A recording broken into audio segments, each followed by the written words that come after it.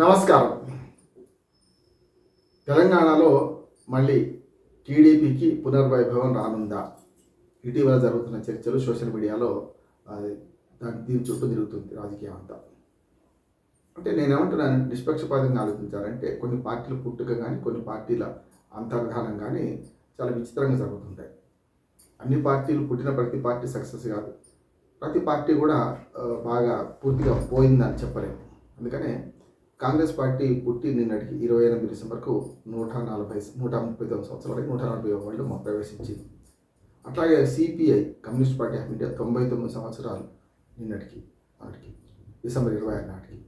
అట్లా చూసుకుంటే వాళ్ళ కమ్యూనిస్ట్ పార్టీ ప్రాబల్యం తగ్గిందని చెప్తారు ఎవరైనా. ఒకనాడు భారతదేశంలో ప్రధాన ప్రతిపక్షం, మన ఆంధ్ర రాష్ట్రంలో, ఉమ్మడి మద్రాసు రాష్ట్రంలో కూడా మన ప్రధాన ప్రతిపక్షం అట్లా ఉన్న పార్టీలు ఇవాళ అట్లయినాయి. తెలుగుదేశం కూడా ఒక చారిత్రక నేపథ్యంలో తెలంగాణలో కనుమరుగైందంటే భావజాలం లేదా ఉన్నది. తెలుగువారు అంత మంచిది ఉండాలి, తెలుగు వారికి పార్టీ ఉండాలి, ఆంధ్రుల ఆత్మగౌరవం అనే పేరు మీద ఎన్టీ రామారావు గారు స్థాపించినాడు. ఆ వాక్యం ఉన్నది. అంటే ఆనాడు ఓన్లీ కాంగ్రెస్ పార్టీలో ఉన్న రెండు వర్గాలు, ఎవరికి వాళ్ళు ఇండిపెండెంట్గా, ఎవరికి వాళ్ళు అంతర్గత ప్రజాస్వామ్యం ఎక్కువ కదా. కాంగ్రెస్ పార్టీలో రకరకాల భిన్న కోణాలు ఉండేవి. కానీ ఆ తర్వాత అప్పుడు ఎప్పుడైతే ఎన్టీ రామారావు గారు ఆంధ్రుల ఆత్మగౌరవం అని 82లో పార్టీ పెట్టగానే 9 నెలల్లో పెట్టినే రావడానికి ఆనాడున్న ఆ రాజకీయ నేపథ్యం, ఆనాడున్న పరిస్థితులు అనుకున్నాను అది ఎప్పుడు ఉండవు. తర్వాత ఆంధ్రప్రదేశ్ నుంచి విడిపోవాలని, తెలంగాణ అలా ప్రత్యేక రాష్ట్రం కావాలని 4-5 ఉద్యమాల తర్వాత అప్పుడు తెలంగాణ సాయుధ రైతాంగ పోరాటం నుంచి తెలంగాణ అస్తిత్వాన్ని కాపాడుకుంటూ, హైదరాబాద్ అస్తిత్వాన్ని కాపాడుకుంటూ వస్తున్న దానిలో ముల్కీ నిబంధనలు వచ్చినాయి. దానికి వ్యతిరేకంగా తర్వాత మనకు జై తెలంగాణ ఉద్యమం వచ్చింది, తర్వాత జయాంధ్ర ఉద్యమం వచ్చింది, మలిదేశ తెలంగాణ ఉద్యమం, టీఆర్ఎస్ పార్టీ పుట్టుక. ఇవన్నీ నేపథ్యం చూసుకుంటే తెలుగుదేశం పార్టీ ఆనాడు సమైక్యాంధ్ర అనలేదు. కానీ మొదటి నుంచి మెల్లమెల్లగా పోయి ఆ మూలాలు ఎక్కడి నుంచి ఉన్నాయనే ఆలోచనతో వచ్చినప్పుడు అధినాయకత్వం ఎక్కడి నుంచి వచ్చింది అనే దాని ఆలోచన వస్తుంది. అప్పుడు మెల్లగా తెలుగుదేశం కనుమరుగవుతూ 2014 వచ్చేకల్లా అప్పటికి తన అస్తిత్వాన్ని చాటుకున్నాయి. 2014 తెలంగాణ ఏర్పడిన తర్వాత కూడా, అంటే అంతకుముందు ఉమ్మడి రాష్ట్రంలో ఎన్నికలు జరిగినా అప్పటికి వచ్చిన రిజల్ట్స్ చూస్తే మీకు తెలుగుదేశానికి అట్లా బీజేపీ మిత్రపక్షంగా బీజేపీ కలిసి పోటీ చేసింది. 2014లో 15 సీట్లు తెలుగుదేశానికి, 5 సీట్లు బీజేపీకి వచ్చినాయి. అంటే బీజేపీకి వచ్చిన 5 సీట్లలో కూడా తెలుగుదేశం పాత్ర ఎక్కువ. ఎందుకంటే ఈ రెండు తోడైతేనే వేణీలకు చన్నీళ్ళు అన్నట్టు అక్కడ బీజేపీ గెలిచింది 5 సీట్లలో రాష్ట్ర వ్యాప్తంగా.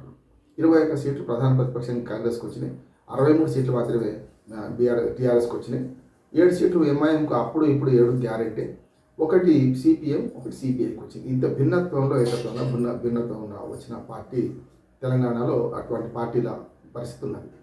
కానీ ఎప్పుడైతే 2014 తర్వాత చంద్రబాబు నాయుడు గారు ఆంధ్రప్రదేశ్ ముఖ్యమంత్రిగా వెళ్ళారో అప్పుడు వైఎస్ జగన్మోహన్ రెడ్డి గారు కూడా పోటీ చేశారు. 2 సీట్లు వచ్చినాయి వారికి కూడా, అసెంబ్లీ సీట్లు, పార్లమెంట్ సీట్లు కూడా. కానీ ఏమైందంటే ఆనాడు జగన్మోహన్ రెడ్డి ఒక వైజ్మైన నిర్ణయం తీసుకున్నాడు. అంటే నేను ఆంధ్ర ప్రాంతానికి పరిమితం అవుతా, తెలంగాణలో పార్టీ అంతకంటే అవసరం లేదనుకున్నాను. మెల్లమెల్లగా తను విడ్రా అయినట్టు లెక్క. అంటే సరే, పార్టీ ఫిరాయింపులో భాగంగా తెలుగుదేశం వాళ్ళని కొంచెం చేర్చుకోవడం, పార్టీ మొత్తం సిఎల్పి విలీనం చేసుకోవడం, కాంగ్రెస్ పార్టీ నుంచి కూడా 21 మందిలో 11 మంది, ఇవన్నీ రాజకీయ నేపథ్యంలో మెల్లమెల్లగా టీఆర్ఎస్ వైపు మొగ్గి మొత్తం అంతా అధికారం ఎక్కడ ఉంటే అక్కడ కప్పలు కనుక అన్ని మనకు జంప్ అయినట్టు అట్లా అయ్యారు. అది అయిపోయింది. కానీ ఎవరైతే జగన్మోహన్ రెడ్డి గారు ఉన్నారో తన రాజకీయ వేదిక రాజకీయ మనకు ఏదైతే మనకు అవకాశాలు ఆంధ్రప్రదేశ్లో ఉన్నాయనుకొని ఆంధ్రప్రదేశ్కి వెళ్ళిపోయారు. ఆంధ్రప్రదేశ్లోనే పూర్తిగా చేద్దాం అనుకున్నారు. కానీ చంద్రబాబు నాయుడు గారు కానీ ఆ తర్వాత 5 ఏళ్లలో 2-3 ప్రయత్నాలు చేసింది. అంతేందుకు ఎప్పుడైతే 2018 ఎన్నికల్లో మహాకూటమి పేరు మీద కూడా కొంత ప్రయత్నం చేశారు. కాంగ్రెస్, తెలుగుదేశం అంటే భిన్న ధృవాలు కలిసినాయి ఆనాడు. ఏది టీఆర్ఎస్ వ్యతిరేకంగా ఆనాడు బీఆర్ఎస్ కాలేదు 2018లో. ఇప్పుడైతే పడిన పార్టీ ఒకనాడు కాంగ్రెస్ వ్యతిరేకంగా, కాంగ్రెస్ వాళ్ళ కుక్కమూతి పిందెలు అని కాంగ్రెస్ వ్యతిరేకంగా పుట్టిన పార్టీ చంద్రబాబు నాయుడు గారి హయాంలో అవకాశవాదంతో మనకు కాంగ్రెస్తో కలిసి మహాకూటమి ఏర్పాటు చేసింది. కానీ దాన్ని తిప్పికొట్టింది ప్రజలు.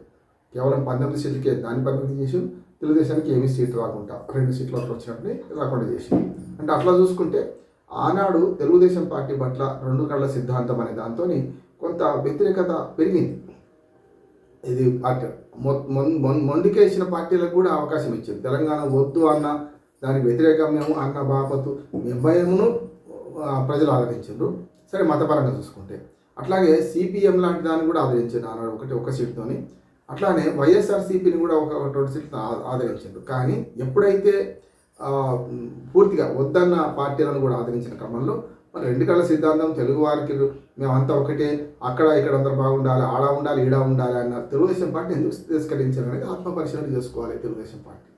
ఆ తర్వాత తెలుగుదేశం పార్టీలో రాష్ట్ర నాయకత్వం ఉన్న రాష్ట్ర నాయకులుగా రాష్ట్ర అధ్యక్షులుగా పనిచేసిన వాళ్ళు కూడా తర్వాత టీఆర్ఎస్లో చేరారు, తర్వాత బీఆర్ఎస్లో కూడా చేరారు. కానీ నేను కొట్టిపారేస్తలేను. తెలుగుదేశం పార్టీ మళ్ళీ తెలంగాణలో వచ్చి వేళ్ళునుకుంటుందా అంటే నేను కొట్టిపారేయడం లేదు. కానీ ఎప్పుడైతే అధికారం పోయిందో గత 5 ఏళ్ళుగా దూరంగా ఉన్న చంద్రబాబు నాయుడు గారు మళ్ళీ ఆంధ్రప్రదేశ్లో అధికారంలో వచ్చిన తర్వాత మళ్ళీ ఇక్కడ మళ్ళీ పార్టీని పునరుజ్జీవితం చేద్దాం, పునరుద్ధరిద్దాం అనే ప్రయత్నం గతంలో కూడా చేశాం. అది ఎల్ రామన్ పెట్టినప్పుడు బక్కి నరసింహులు గారిని పెట్టినప్పుడు చేశారు. కానీ సక్సెస్ కాలేదు. ఎందుకంటే తెలంగాణ ప్రజలు ఎందుకో మరి అది ఏ రకంగా చూసినా కూడా మరి తెలుగుదేశానికి పెద్దగా సహకరించని పరిస్థితి గత 10 ఏళ్ళుగా కనపడుతుంది. 10 ఏళ్లలో ఈ నేను చెప్పిన ప్రస్థానం అంతా జరిగింది. కనుక ఇవాళ మళ్ళీ తెలుగుదేశం పార్టీ ఇక్కడికి వస్తే తెలంగాణ ప్రజలు స్వాగతిస్తారా అని ఒకటి. కానీ ఒక అవకాశం ఉంది. ఏముందంటే ఇవాళ బీఆర్ఎస్ అధికారం కోల్పోయింది కనుక కాంగ్రెస్కు సరైన శత్రువు సరైన విధంగా జవాబు చెప్పేది రేపు తెలుగుదేశం అని అనుకున్నప్పుడు ఇప్పుడు కప్పలతక్కడ రాజకీయాల్లో బీఆర్ఎస్లో ఉన్న చాలామంది నాయకులు కేసీఆర్కు కేటీఆర్కు లేకుంటే ఆ కుటుంబానికి వ్యతిరేకంగా ఉన్న వాళ్ళు మళ్ళీ గత పార్టీలు చేరదామని రావచ్చు. ఎందుకంటే ఇట్ సెల్ఫ్ కాంగ్రెస్లో మొదలైన ప్రస్థానం కేసీఆర్ గారిది తర్వాత ఎక్కడ మనకు తర్వాత తెలుగుదేశంతోనే ఉంది కదా. ఆయన పార్టీ పెట్టేదాకా తెలుగుదేశంతో అనుబంధం.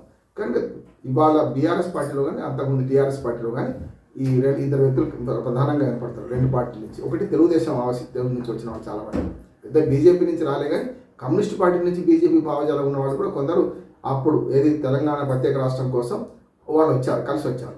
అట్లా ఇప్పుడు తెలుగుదేశానికి ఎవరైతే తెలుగుదేశం వాళ్ళు ఎక్కువ ఉన్నారు, ఇవాళ బీఆర్ఎస్ అనేది తెలుగుదేశం అవశేషమే అని అనుకుంటే వీళ్ళు చేరే అవకాశం ఉంది. నేనన్న తెలుగుదేశం మూలాలు ఉన్న వాళ్ళు ఇంక్లూడింగ్ కేసీఆర్ ఉండదు కానీ కేసీఆర్ చేరడు కదా. కనుక అప్పటి కేసీఆర్తో కలిసి పనిచేసిన వాళ్ళందరూ కూడా ఇప్పుడు కేసీఆర్తో ఉండడమా, ఒకవేళ తెలుగుదేశం వస్తే చేరడమా అన్నప్పుడు కొంత ఆశ ఉంటుంది. ఎందుకంటే ఆ రాష్ట్రంలో ఏపీలో అధికారంలో ఉన్నది తెలుగుదేశం. కొంత డబ్బు పరంగా ఆర్థిక పరంగా కూడా వెసులుబాటు ఉంటుంది, అధికార పరంగా కూడా వెసులుబాటు ఉంటుంది అని అనుకుంటే చేరితే మాత్రం ఏదైనా జరగవచ్చు. రాజకీయాలు శాశ్వత శత్రువులు శాశ్వత మిత్రులు ఉండరు కనుక ఏదైనా జరగవచ్చు. ఒక పార్టీ మునిగిపోయినా ఒక పార్టీ చేసిన రాజకీయాలు ఆత్మహత్యలే ఉంటాయి, హత్యలు ఉండవు, ఆత్మహత్యలు ఉంటాయి. నిజం తెలుగుదేశం పార్టీకి 2 అవకాశాలు లేవని కొట్టిపారని అవకాశాలు ఉన్నాయని బాగా చేయలేము.